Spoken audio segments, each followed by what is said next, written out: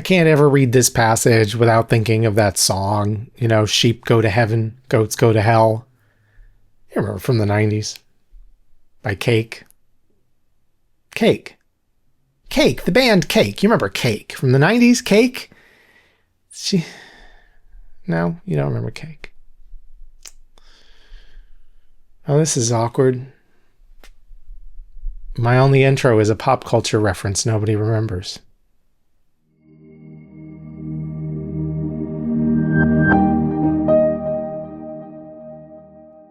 Hi, I'm Justin Lee, and this is A Year of Bible. Today we're reading Matthew 25. Jesus has just been talking to his disciples about the importance of living like he could return at any moment, and that leads into today's chapter, where he gives us 3 parables in a row that all seem to be about his return and the judgment of how we did here on earth.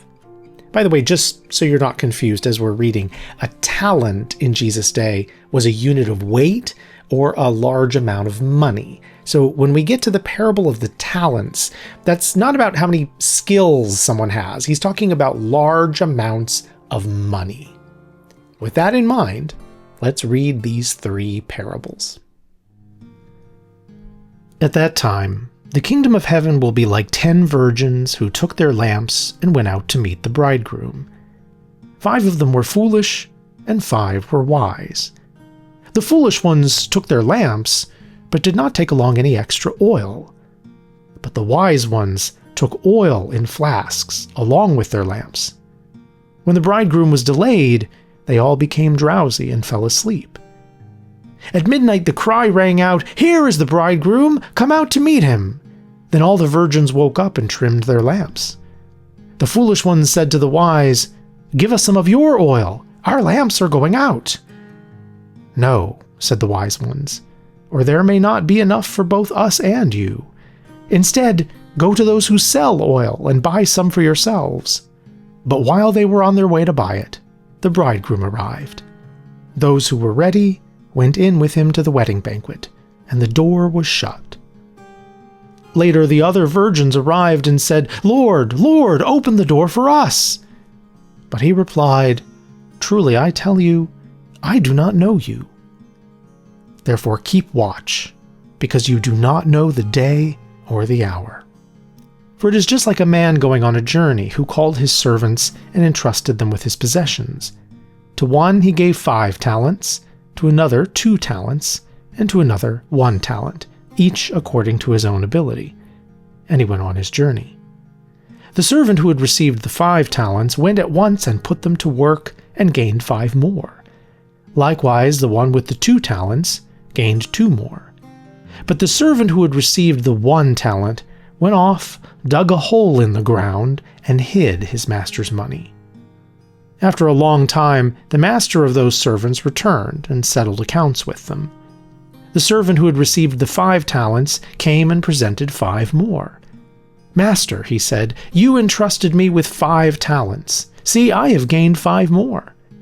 His master replied, "Well done, good and faithful servant. You have been faithful with a few things. I will put you in charge of many things. Enter into the joy of your master." The servant who had received the 2 talents also came and said, "Master, you entrusted me with 2 talents. See, I have gained 2 more." His master replied, "Well done, good and faithful servant. You have been faithful with a few things. I will put you in charge of many things. Enter into the joy of your master." Finally, the servant who had received the 1 talent came and said, "Master, I knew that you are a hard man, reaping where you have not sown and gathering where you have not scattered seed. So I was afraid and went out and hid your talent in the ground. See, you have what belongs to you." "You wicked, lazy servant," replied his master. "You knew that I reap where I have not sown and gathered where I have not scattered seed. Then you should have deposited my money with the bankers, and on my return I would have received it back with interest. Therefore, take the talent from him and give it to the one who has 10 talents. For everyone who has will be given more, and he will have an abundance. But the one who does not have, even what he has will be taken away from him. and throw that worthless servant into the outer darkness, where there will be weeping and gnashing of teeth. When the Son of Man comes in his glory and all the angels with him, he will sit on his glorious throne. All the nations will be gathered before him, and he will separate the people one from another, as a shepherd separates the sheep from the goats. He will place the sheep on his right, and the goats on his left. Then the king will say to those on his right, "Come, you who are blessed by my Father, inherit the kingdom prepared for you from the foundation of the world. For I was hungry, and you gave me something to eat. I was thirsty, and you gave me something to drink.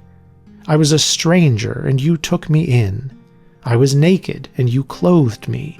I was sick, and you looked after me. I was in prison, and you visited me." Then the righteous will answer him, "Lord, when did we see you hungry and feed you, or thirsty and give you something to drink? When did we see you a stranger and take you in, or naked and clothe you? When did we see you sick or in prison and visit you?" And the king will reply, "Truly I tell you, whatever you did for one of the least of these brothers of mine, you did for me." Then he will say to those on his left, "Depart from me, you who are cursed, into the eternal fire prepared for the devil and his angels. For I was hungry, and you gave me nothing to eat. I was thirsty, and you gave me nothing to drink. I was a stranger, and you did not take me in. I was naked, and you did not clothe me. I was sick and in prison, and you did not look after me." And they too will reply, "Lord, when did we see you hungry or thirsty, or a stranger, or naked, or sick, or in prison, and did not minister to you?" Then the king will answer, "Truly I tell you, whatever you did not do for one of the least of these, you did not do for me." And they will go away into eternal punishment, but the righteous into eternal life. This is such an interesting chapter. I mean, on one hand, there are several pieces of it that can be potentially confusing the first time you read them. On the other hand, I think there's a really powerful message here about our purpose in this life, which is one of those huge existential questions, right? So there's a lot to dig into.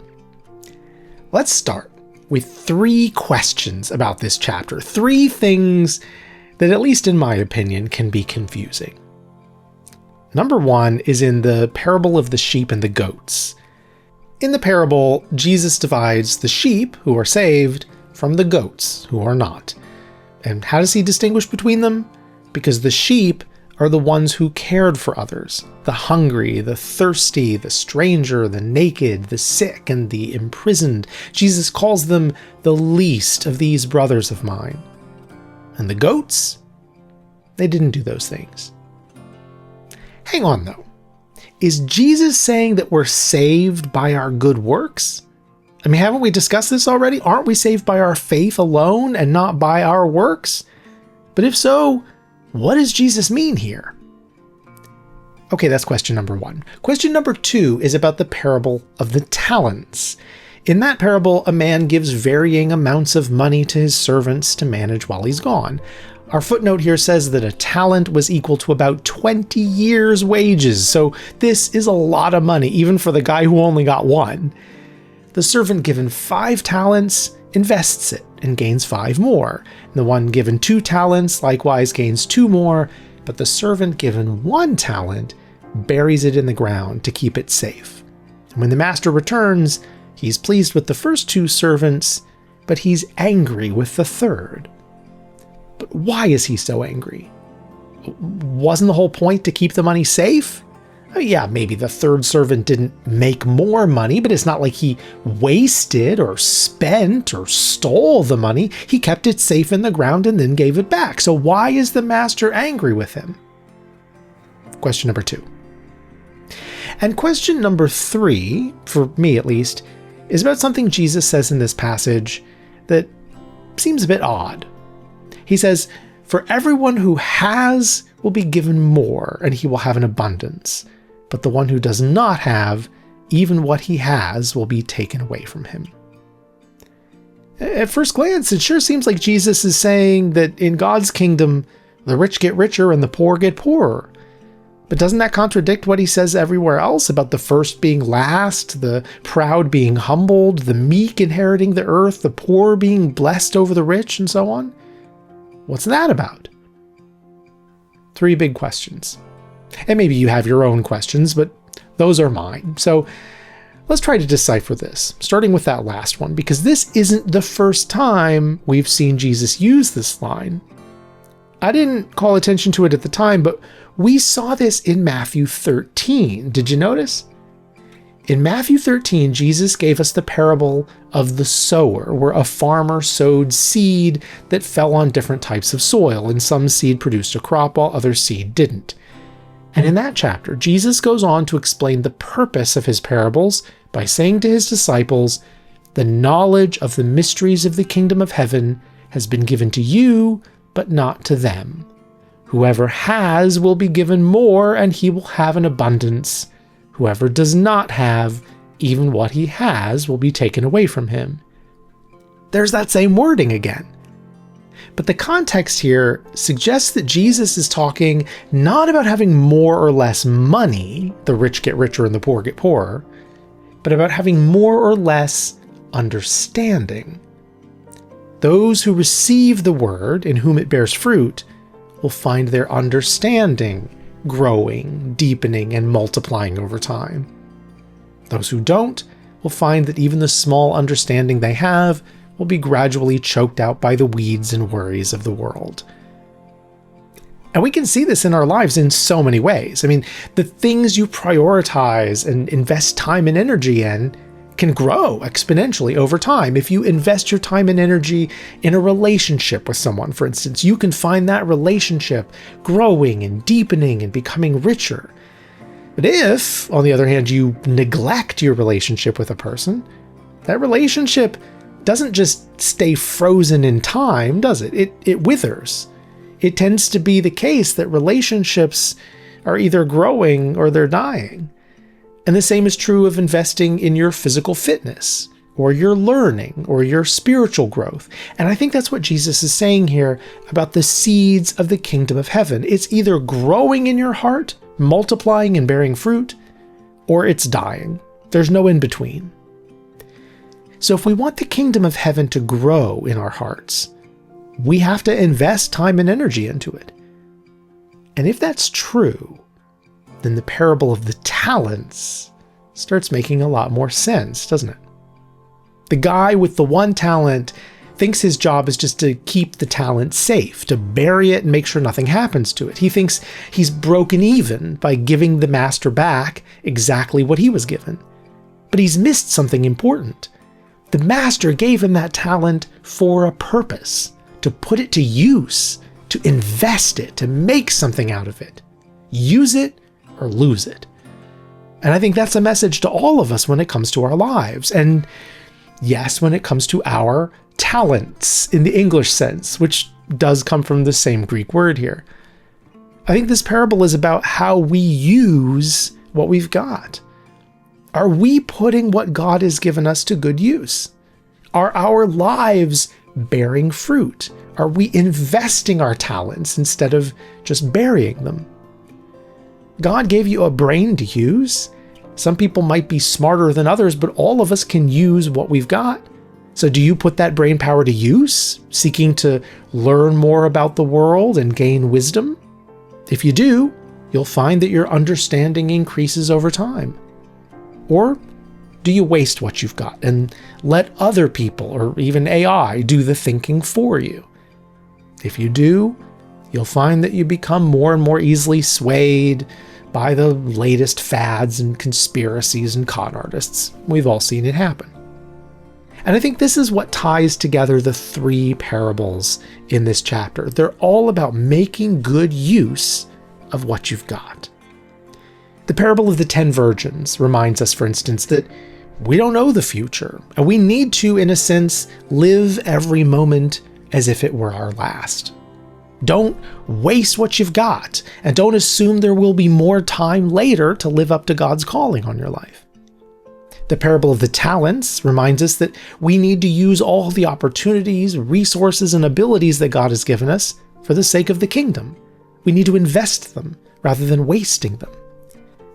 And then in the parable of the sheep and the goats, Jesus gives us a really clear idea of what exactly we're supposed to be doing with those talents.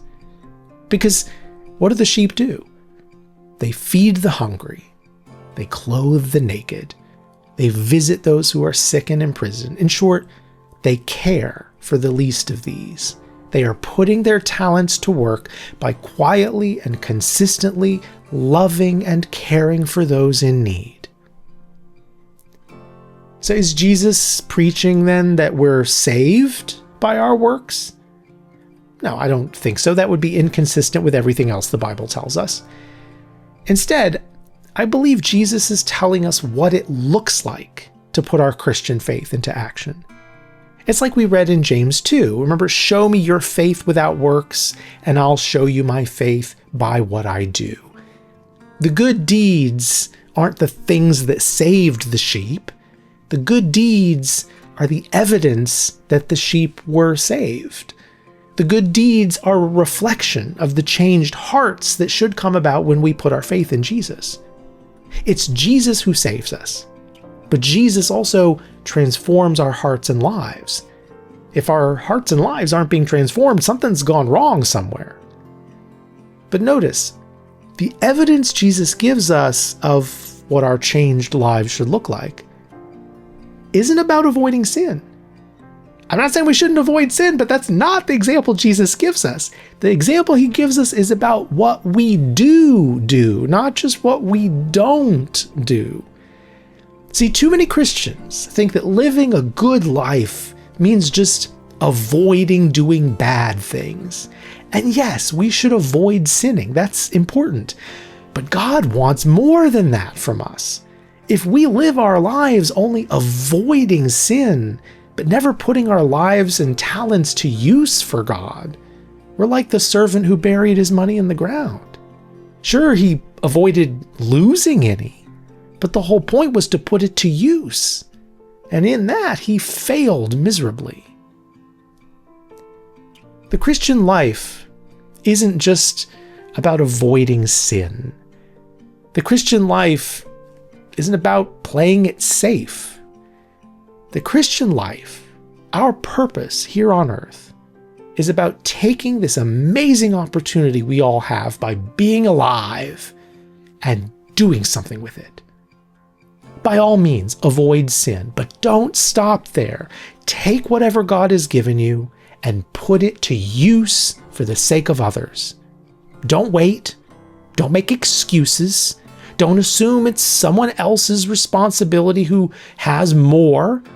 And don't assume you'll have more time later.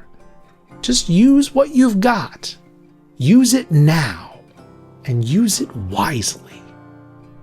Whatever you have, whether it's a lot or a little, God gave it to you for a reason.